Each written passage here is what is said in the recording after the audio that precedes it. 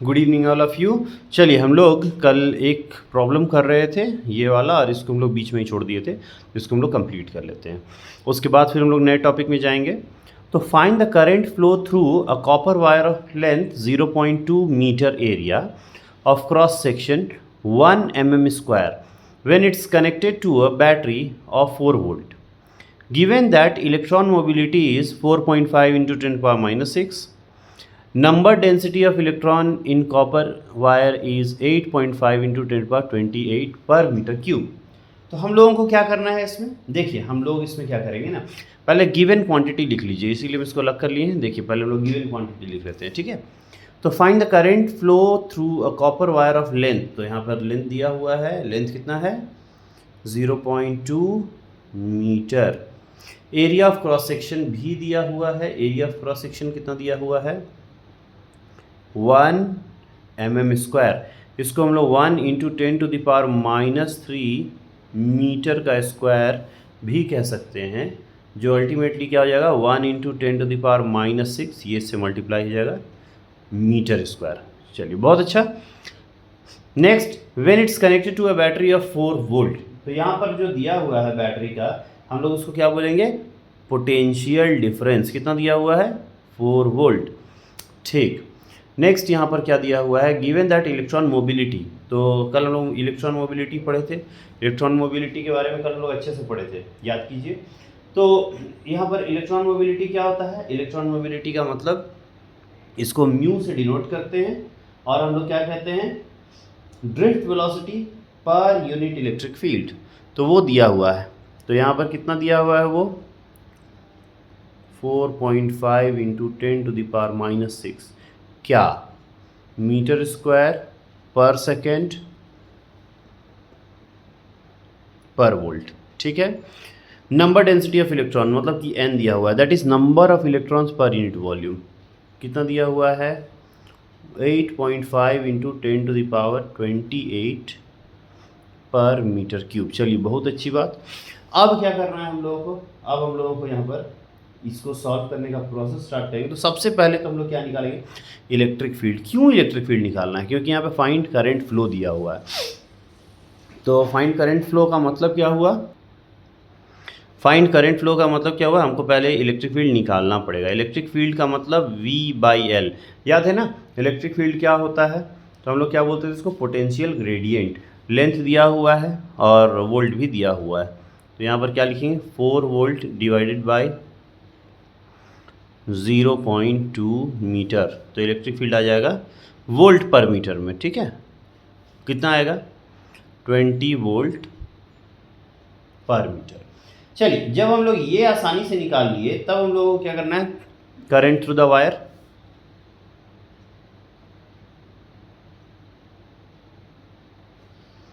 Current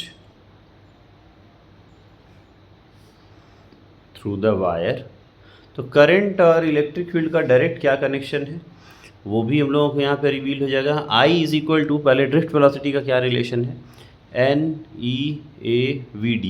देखिए ये इतना इम्पॉर्टेंट एक्सप्रेशन है कि आप इसको आने वाले चैप्टर जैसे 5वां चैप्टर 7वें चैप्टर में भी याद रखेंगे, क्योंकि ये बहुत इंपॉर्टेंट रिलेशन है। वहाँ भी उठेगा ये वाली बात कि करंट और ड्रिफ्ट वेलोसिटी में क्या रिलेशन है, तब आप बोलेंगे I is equal to NEAVD।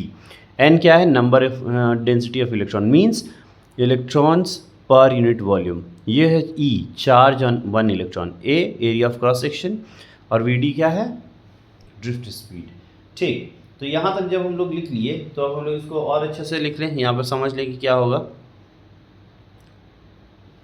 देखिए N लिख दिए, A लिख दिए, ठीक है, E लिख दिए, और इसकी जगह हम लोग क्या लिख देंगे म्यू E। ये कहाँ से आया, तो हम लोग पहले ही देखे हैं मोबिलिटी इज इक्वल टू क्या होता है drift speed by electric field. तो ड्रिफ्ट स्पीड की जगह ये लिख सकते हैं।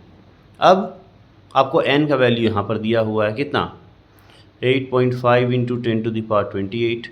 एरिया यहाँ पर दिया हुआ है कितना 1 इंटू 10⁻⁻6।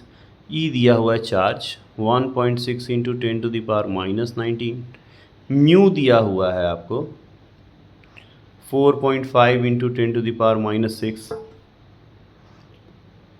और फाइनली ई जो हम लोग यहाँ पर निकाले हैं वो हो जाएगा ई 20 और सबको जब मल्टीप्लाई करेंगे तो यहाँ पर जो भी आएगा वो एम्पियर में आएगा। तो अगेन इन सबों को जब आप मल्टीप्लाई करेंगे तो मेरे पास आंसर है और हम आप लोगों को यहाँ पर कैलकुलेशन में नहीं फंसाना चाहते। मेरा मेन एम है कि आप लोग इसको कॉन्सेप्ट वाइज सीखें। तो खैर इसका कैलकुलेशन आप लोग आसानी से कर सकते हैं। इसका कैलकुलेशन के बाद रिजल्ट आता है 1.22 ampere. This is the final result. ठीक है, तो कल ये जो प्रॉब्लम था ये अधूरा छूट गया था, इसको हम लोगों ने आज पूरा किया। अब चलिए हम लोग इसमें आगे बढ़ते हैं और हम लोग देखते हैं नेक्स्ट क्या टॉपिक है। तो नेक्स्ट टॉपिक जो हम लोग देख रहे हैं ओम्स लॉ पूरा करने के बाद न्यू टॉपिक वो है कॉम्बिनेशन ऑफ रेसिस्टर्स। ठीक है, कॉम्बिनेशन ऑफ रेसिस्टर्स।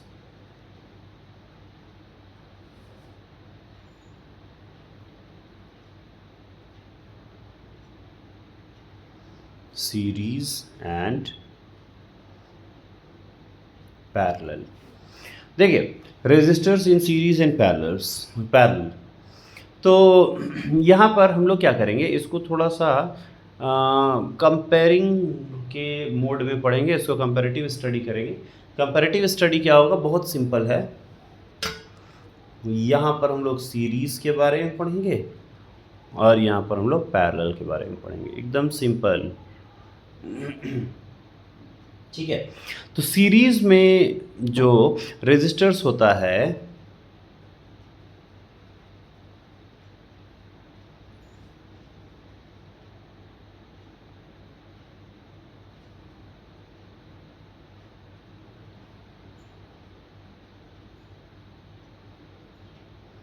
देखिए ये हो गया सीरीज रेजिस्टेंस। इसको हम बता देते हैं R1, इसको बता देते हैं R2, इसको बता देते हैं R3। ठीक है, कहीं कोई दिक्कत नहीं है। नेक्स्ट, यहाँ से करंट फ्लो कर रहा है, यही करंट सबके पास जाएगा और यहाँ तक आ जाएगा। पैरेलल में आते हैं तो पैरेलल में इस तरह से हो गया।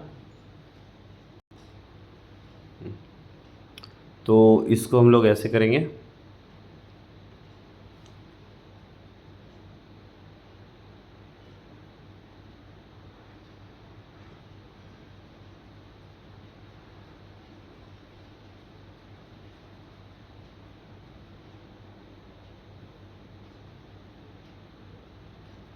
ठीक है, ये हो गया R1, R2, R3। अब देखिए यहाँ पर हम लोग इस बात को समझ लें कि यहाँ पर आप देख रहे होंगे इस तरह से ऐसे करके करंट जाएगा, करंट कहीं भी स्प्लिट नहीं करेगा। यहाँ देखिए कि करंट जाएगा और इस पॉइंट के बाद करंट 3 पार्ट में स्प्लिट कर जाएगा, है कि नहीं। तो ये हो गया I1, ये हो गया I2 और ये हो गया I3, सॉरी ये हो गया I3। उसको अच्छे से लिख दें, I3। ठीक है, तो यहाँ देखिए करंट स्प्लिट नहीं करता है। स्प्लिट नहीं करता है मतलब कि हर एक रेजिस्टर को इक्वल अमाउंट ऑफ करंट मिलता है। और जब भी हर एक रेजिस्टर को इक्वल अमाउंट ऑफ करंट मिले विदाउट स्प्लिटिंग तो इसको हम लोग कहते हैं सीरीज़। यहाँ पे देखिए करंट स्प्लिट कर गया है। ठीक है, हो सकता है कि इन तीनों को इक्वल ही मिल रहा हो बट स्प्लिट करके इक्वल मिलेगा या अनइक्वल मिलेगा। अगर स्प्लिट कर जाए तो हम लोग बोलेंगे करंट स्प्लिट करने का मतलब हम लोग बोलेंगे तीनों रेजिस्टर में जो कनेक्शन है वो पैरेलल कनेक्शन है। ठीक है, अब सबसे इम्पॉर्टेंट बात यहाँ पर देखिएगा, ये जो रेजिस्टर है वो इस पॉइंट और इस पॉइंट के बीच में कनेक्टेड है। R2 इस पॉइंट और इस पॉइंट में कनेक्टेड है और R3 इस पॉइंट और इस पॉइंट पे कनेक्टेड है। कुल मिला के ये 4 पॉइंट है। याद रखिएगा इस 4 पॉइंट को हम लोग नोड्स कहते हैं। क्या कहते हैं? नोड्स। ठीक है, नोड्स। इसको हम लोग n से डिनोट करते हैं। नंबर ऑफ पोटेंशियल्स क्या होता है? देखिए नंबर ऑफ पोटेंशियल्स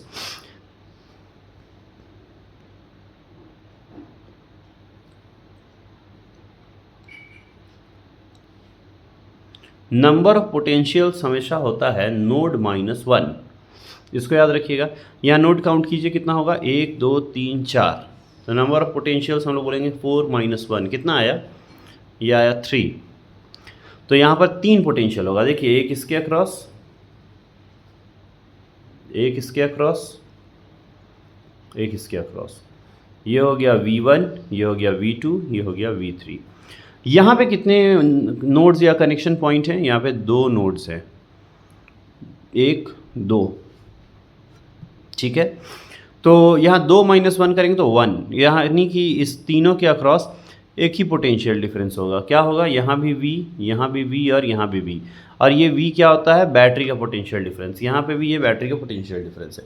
तो आप देख सकते हैं यहाँ पर जहाँ करंट स्प्लिट नहीं करता है वहाँ पर वोल्टेज स्प्लिट कर जाता है, और जहाँ आप देख रहे हैं करंट ये तीनों पार्ट ब्रांचेस में स्प्लिट किया, वहाँ पे वोल्टेज सेम रह गया। तो इस बात को भी याद रखिएगा कि हम लोग वोल्टेज कैसे बताते हैं कि कितना सारा वोल्टेज या पोटेंशियल्स है, तो नोड -1, ठीक है। तो अब इसको हम लोग सॉल्व करते हैं। देखिए, एकदम सिंपल सा 3 स्टेप है।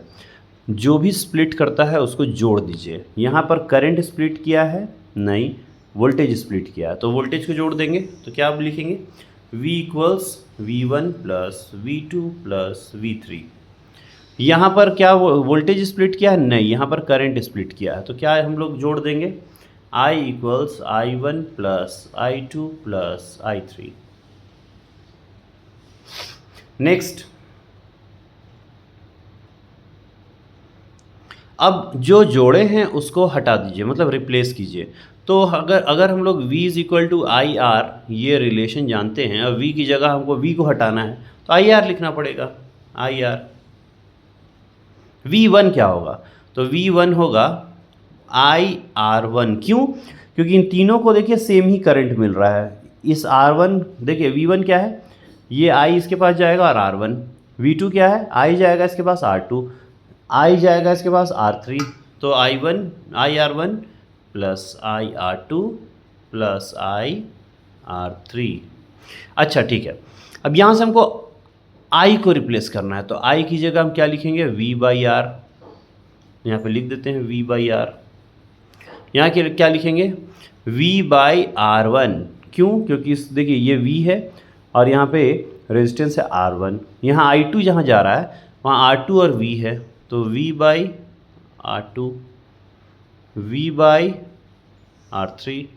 अब क्या करेंगे? सारे I को कॉमन लेके कैंसिल कर देंगे। R1 R2 + R3। यहाँ भी हम लोग सारा V को कैंसिल कर देंगे। 1/R = 1/R1 + 1/R2 + 1/R3। ये हो गया टोटल सीरीज़ और पैरेलल, ठीक है। अब सीरीज़ और पैरेलल जब हम लोग देख लिए हैं, तो फिर क्या करेंगे? इससे रिलेटेड हम कुछ न्यूमेरिकल्स भी बना लेते हैं। न्यूमेरिकल बनाना ज़रूरी होगा। चलिए हम लोग इसका न्यूमेरिकल भी बना लेते हैं, ठीक है। तो देखिए हम लोग क्या करते हैं,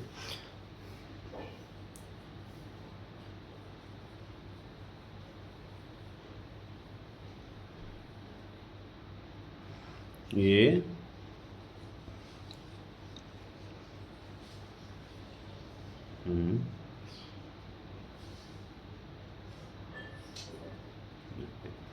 ठीक है। तो ये देखिए, ये है 30 ओम, ये भी है 30 ओम और ये भी है 30 ओम, ठीक है। कोई दिक्कत नहीं। इसको हम कनेक्ट कर देते हैं यहाँ पर एक बैटरी से। इस तरह से हम बैटरी से इसको कनेक्ट कर दिए, ठीक है भाई। ये हो गया 2 वोल्ट, यहाँ तक भी ठीक है।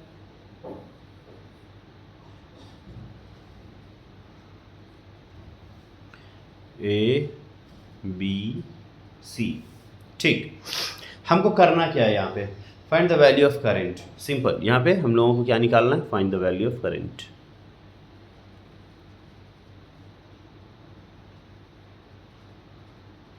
वैल्यू ऑफ करंट, ठीक है। तो find the value of current, तो हम लोग यहाँ पर करंट कैसे निकालेंगे? तो देखिए सबसे पहले हमको क्या करना होगा, करंट का फॉर्मूला क्या होता है? करंट का फॉर्मूला होता है I = V/R। तो हमको यहाँ पर अगर 3R दिया हुआ है तो एग्जैक्टली हमको यहाँ पे V/R इक्विवेलेंट निकालना होगा। R इक्विवेलेंट का मतलब देखिए, अब इसको हम लोग कैसे सॉल्व करेंगे। ये करंट ऐसे जाएगा, इस पॉइंट पे जा करके करंट दो पार्ट में स्प्लिट हो जाएगा। इसको हम अगर I1 बोल दें तो ये हो जाएगा I-I1, ठीक है। यही करंट यहाँ भी जाएगा और यही करंट यहाँ भी जाएगा, मतलब ये दोनों सीरीज़ में है। ये दोनों अगर सीरीज़ में है तो हम इस सर्किट को थोड़ा ब्रेक डाउन करते हैं और एक काम करते हैं ऐसे, और इन दोनों की जगह हम अब एक ही रेजिस्टर लगाएंगे जो इन दोनों को जोड़ने के बाद आएगा। सीरीज़ में तो दोनों को सिंपली जोड़ देंगे, तो ये कितना है 30 ओम और ये कितना हो गया 60 ओम, है कि नहीं। अब ये देखिए 2 वोल्ट हो गया। अब ये दोनों कैसे हैं, पैरेलल में है। पैरेलल में तो हमको इसको फिर से पैरेलल वाइज ट्रीट करना होगा, तो हम लोग कैसे ट्रीट करेंगे, R equivalent 1/R equivalent is equal to 1/R1 plus 1/R2, ठीक। ये दोनों सारी पैरेलल में है। अब अगर पैरेलल में है तो यहाँ पर हम लोग पैरेलल लिख देते हैं, ठीक है। तो 1/RP, इसी को R इक्विवेलेंट भी कहेंगे। तो ये कितना आ जाएगा, 1/R1 मीन्स 1/30 प्लस 1/60, क्या होगा 2 + 1 दैट इज़ 3/6। तो 1/RP इक्वल्स क्या होगा 1/20। तो RP या फिर R इक्विवेलेंट क्या होगा 20 ओम। तो यहाँ पर हमको 20 ओम मिल गया और वोल्टेज कितना है 2 वोल्ट। तो करंट क्या होगा, करंट इज इक्वल टू होता है V/R EQ। तो यहाँ पर हम लोग बोलेंगे 2 volt divided by 20 ohm means 1/10 0.1 ampere. बोलिए यहाँ तक कुछ नहीं है, कोई दिक्कत भी नहीं है, तो ये आंसर होगा 0.1 एम्पियर। तो आज हम लोग इतना ही पढ़ते हैं और ये है सर्किट के बारे में। तो चलिए सर्किट के बारे में हम और भी जानकारी इकट्ठा करेंगे कल के क्लास में। आज इससे रिलेटेड आपको 2 क्वेश्चन मिलेगा, उसको आपको सॉल्व करना है, ठीक है। आज के लिए इतना ही रखते हैं, चलिए बाय बाय।